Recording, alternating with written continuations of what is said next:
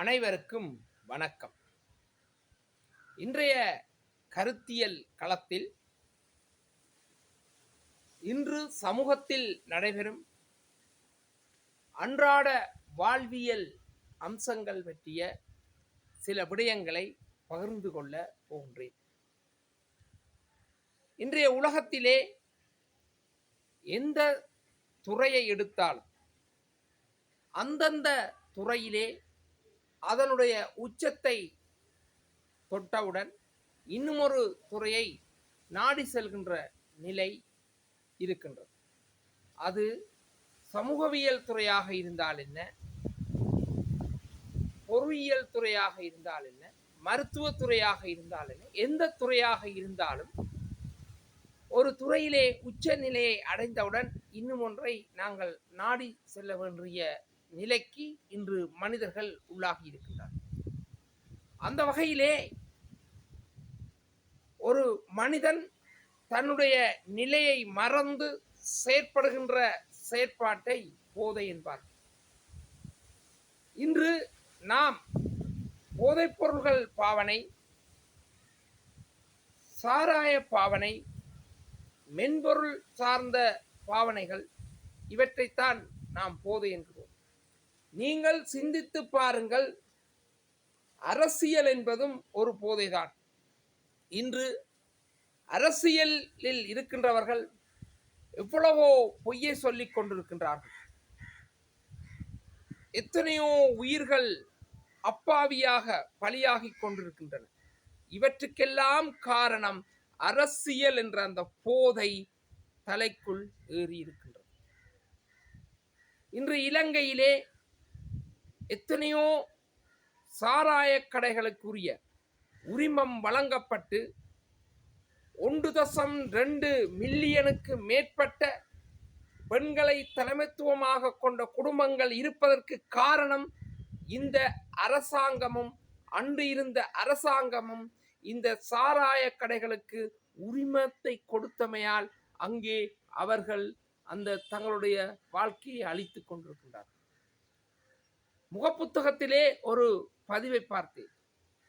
அரசாங்கத்திற்கு பொருளாதார நெருக்கடி வருகின்ற போது ஒரு சாராயத்தை பருகுபவன் பொருளாதார நெருக்கடிக்கு உதவி செய்கின்றான். ஆனால் அந்த சாராயத்தை பருகுகின்றவனுக்கு பொருளாதார நெருக்கடி வருகின்ற போது அரசாங்கம் அவனை சிறைச்சாலையிலும் வைத்தியசாலைக்கும் அனுமதிக்கின்றது, அதுவும் பணத்தோடு.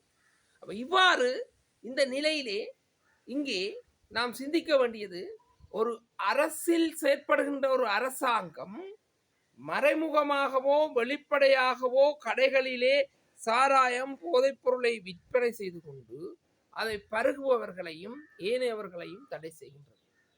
இன்று இலங்கையிலே இராணுவ பாதுகாப்பு, போலீஸ் பாதுகாப்பு இலங்கையை சுற்றி 4 பக்கங்களும் கடலால் சூழப்பட்ட தீவிலே தீவிரப்படுத்தப்பட்டு இருக்கின்றது. இந்த இடத்திற்காக ஐஸ் போதை, ஏனைய போதைப் பொருட்கள் எவ்வாறு இந்த பாதுகாப்பை தாண்டி உள்ளே வர முடியும்? ஆகவே அரசியலில் இருந்து கொண்டு இலங்கையினுடைய பொருளாதாரம் உச்சநிலை கடைந்து விட்டது. ஐரோப்பிய நாடுகளுக்கு சென்று இலங்கையினுடைய பொருளாதாரம் படிப்படியாக உயர்ந்து கொண்டு வருகிறது. பாலஸ்தீனம் போன்ற நாடுகளை தனிநாடாக அங்கீகரிக்கின்றோம்.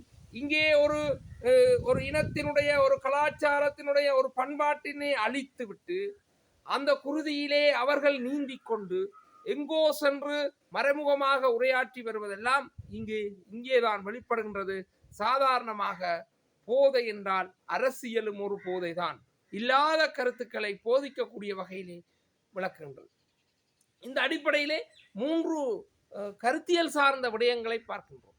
அதாவது போதை என்று நாங்கள் பார்க்கின்ற வேளையிலே ஒருவனுடைய நிலையிலிருந்து அவன் தன்னை மறந்து செயற்படுகின்ற நிலையை போதை என்று சொல்லலாம். அவ்வாறுதான் இந்த அரசியல்வாதிகள் மேடையிலே பேசுகின்ற போது, மேடையிலே கருத்துக்களை முழங்குகின்ற போது எல்லா அரசியல்வாதிகளும் அப்படித்தான் இருக்கின்றார்கள். என்று சொன்னால் தன்னை மறந்து போதையின் அடிப்படையிலே, அரசியல் போதை என்ற அடிப்படையிலே கருத்துக்களை முன்வைக்கின்றார்கள். ஆனால் மக்கள் அன்றாடமாக இன்று கஷ்டப்பட்டு கொண்டேதான் இருக்கின்றார்கள். இதற்குரிய காரணம் அரசியல் என்ற போதை. அரசியல் என்ற போதையை நாம் தவிர்க்க வேண்டும். இன்று பாருங்கள், ஏதோ ஒரு வகையிலே கோட்பாடு கொள்கை என்று வகுத்து கொண்டு அரசியல் போதைக்குள்ளே நீந்துகின்றார்கள். நீந்தி அவர்கள் தான் ஏதோ உலகத்தை படைத்து இந்த உலகத்தை காக்க பிறந்த மகான்கள் போல் செயற்பட்டு கொண்டிருக்கின்றார்கள். இந்த நிலை மாற வேண்டும் என்றால் அரசியல் போதையிலிருந்து மாற வேண்டும். பொதுவாக நாம் ஒரு வரையறைக்குள் வகுத்துக் கொள்ளலாம். போதை என்பது ஒரு மனிதனை தன்னுடைய நிலையிலிருந்து மறந்து செயற்படுவது. சாராயம் என்பதற்குரிய வரைவிலக்கணத்தை சொன்னால், கரும்பு ஆலைகளிலே கரும்பு ஆட்டப்பட்டு அதனூடாக வருகின்ற அந்த கழிவுகளையும் ஏனைய கழிவு பழங்களையும் போட்டு எடுக்கின்ற ஒரு திரவம் தான் அது என்று நாம் சொல்லிக் கொள்ளலாம். அவ்வாறே போதை பொருள் என்று சொல்லிக்க நாங்கள் என்ன செய்வோம், ஒருவருடைய ஆயுளையோ அவருடைய வாழ்க்கையோ குறுகிய காலத்தின் அடிப்படையிலே கொண்டு வருகின்ற ஒரு அதுவும் ஒரு பொருளாகவே செயற்படுகிறது. இந்த நிலையில்தான் இன்று இவற்றையெல்லாம் கையாண்டு இவற்றுக்கெல்லாம் வழியமைத்து கொண்டிருக்கின்றது இந்த உலகத்தில் இருக்கின்ற இந்த அரசாங்கங்களுடைய செயற்பாடு. நாம் ஒன்று விளங்கிக் கொள்ள வேண்டும், ஒரு அரசாங்கத்திற்கு மிகவும் வருமானத்தை அதிக அளவு கொடுப்பதென்றால் இந்த புகைத்தல், அதாவது புகைத்தல் சிகரெட்டும் மற்றும் சாராயம், அதாவது பார் லைசன்ஸ், பார் உரிமை பத்திரம், உரிமம் என்று நாங்கள் சொல்லிக்கொள்ளலாம். அப்ப இதை அவர்கள் நிப்பாட்டுவார்களா? கேவலங்கட்டவர்களே, நீங்கள் மேடையிலே முழங்குகிறீர்கள், ஒன்று விளங்கும், நீங்கள் ஒவ்வொருவரும் ஒவ்வொரு அரசியல்வாதியும் ஒவ்வொரு மனிதனும் ஒவ்வொரு குடும்பத்தில் நடக்கின்ற ஒவ்வொரு பிரச்சனைக்கும் ஒவ்வொரு சிக்கலுக்கும் ஒவ்வொரு பிரிவுக்கும் ஒவ்வொரு துயருக்கும் ஒவ்வொரு துன்பத்திற்கும் ஒவ்வொரு அரசியல்வாதியும் காரணம். இப்போது இருக்கின்ற அரசியல்வாதிகளும் அன்று இருந்தவர்களும் காரணம். ஏனென்று சொன்னால், இன்று மரணங்கள் அதிக அளவிலே நிகழ்வதற்குரிய காரணம் ஒன்று விபத்தாக இருக்கின்றது, அல்லது போதைப்பொருள் பாவனையாக இருக்கின்றது, அல்லது குடும்ப வன்முறையாக இருக்கின்றது. அண்மையிலே இலங்கையிலே ஒரு பல்கலைக்கழக ஆய்வு முறையின் அடிப்படையிலே 1.2 மில்லியனுக்கு மேற்பட்டவர்கள் அந்த பெண் தலைமைத்துவ குடும்பமாக இருக்குது என்றால் இந்த போதைப் பொருளுடைய தாக்கம் எந்த அளவுக்கு இருக்கிறது என்று பாருங்கள். ஆகவே இதை ஒழிக்காமல் நீங்கள் மேடையிலே புருடா விட்டு கொண்டு, அதாவது மேடையிலே பருடா விட்டு கொண்டு, பட்டம் விட்டு கொண்டு, உணர்ச்சிகரமாக கவர்ச்சிகரமாக பேசிக்கொண்டு திரிவதிலே எந்த விதமான நியாயமும் இல்லை.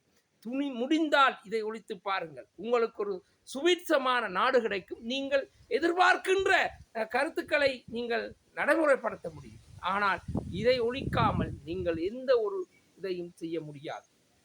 பாருங்கள், சாதாரணமான ஒரு விறகு வியாபாரி ஒரு நாள் முழுவதும் தன்னுடைய விறகை வெட்டி 1000 ரூபாய் 2000 ரூபாய் குறைந்தது, அதிக கூடிய வகையிலே ஒரு 3000 ரூபாய் வரை உழைப்பார். ஆனால் அந்த 3000 ரூபாவை அவர் வீட்டுக்கு கொடுக்கின்றாரா?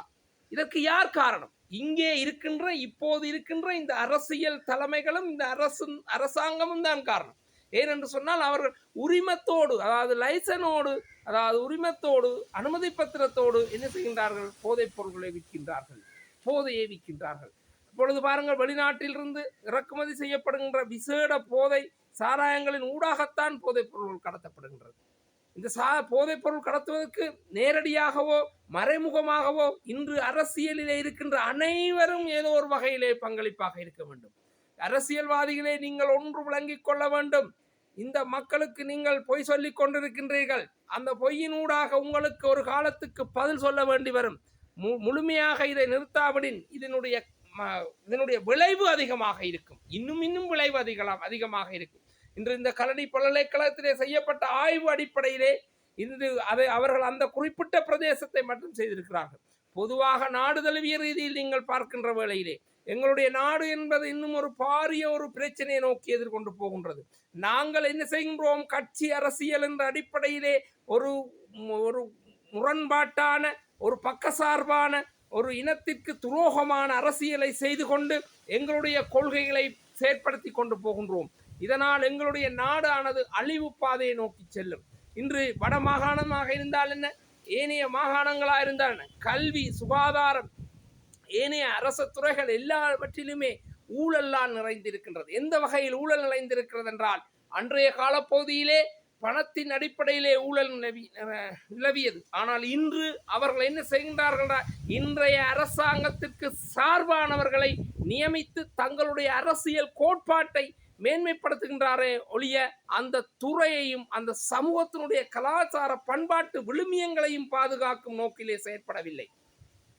இவ்வாறு செயற்பட்டால் இந்த சமூகமானது அழிவு பாதையை நோக்கி செல்லும். இதற்கு நாம் சிந்தித்து செயற்படுவோம்.